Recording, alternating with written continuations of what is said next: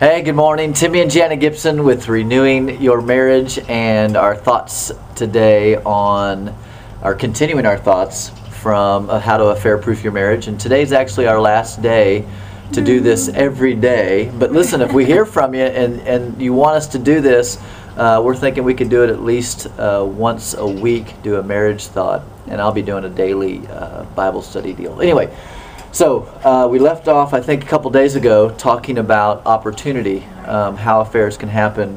One, issues between the marriage, right? Two, issues with myself, and then thirdly, opportunity.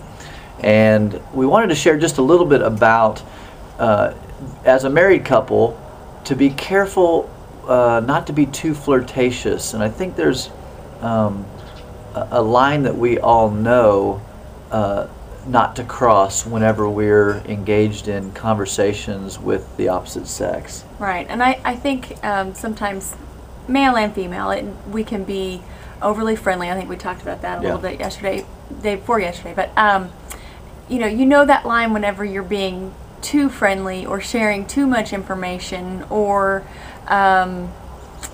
just that tickle in your gut, that scratch in your gut, whenever you're like, oh, you know what, I probably shouldn't have said that, or I probably shouldn't have gone that far. So there's been several times I've been talking to women and I follow them into the bathroom and I thought, maybe I shouldn't do that. Yeah, you need to stop that.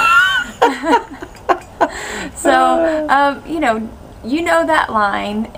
Just make that little adjustment to not cross that line, and to not justify it and just be like, oh, they understand, we've been working together for 10 years, we know each other, we've traveled together, he knows or she knows or whatever. But it just takes that that one time that whole situation or that whole scenario can play over in maybe one person's mind, and it can become a stumbling block for them. And it's not that you would mean it that way, but it can be the message that it sends, or how it can be taken by the other person. Right. And that's just what you have to be careful of, is that that in your mind you're thinking, I'm just being friendly, but in their mind, they may have troubles in their marriage and they're thinking, hey, this person's flirting with me. Right. And that might not be your intent at all, but it just sends the wrong message. They feel special.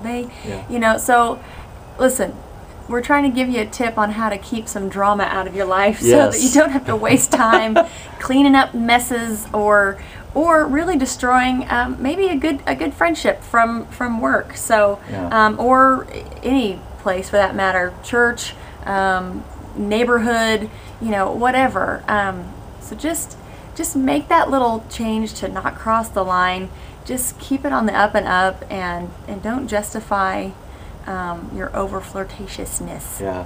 Here's the deal. Keep all your loving and your affections and your tender words, your intimate conversations, what did I just say? Intimate. Your intimate conversations for your spouse. Okay? And like we've always said, if you say, well, I just can't do that, well, you can. Maybe you can't right now, but you need to begin to develop that relationship between the husband and wife to be able to have those intimate conversations. Those conversations shouldn't be with anyone else. So, our thought for the day: protect you and your spouse from an affair, and keep yourself only unto him or her for as long as you both shall live.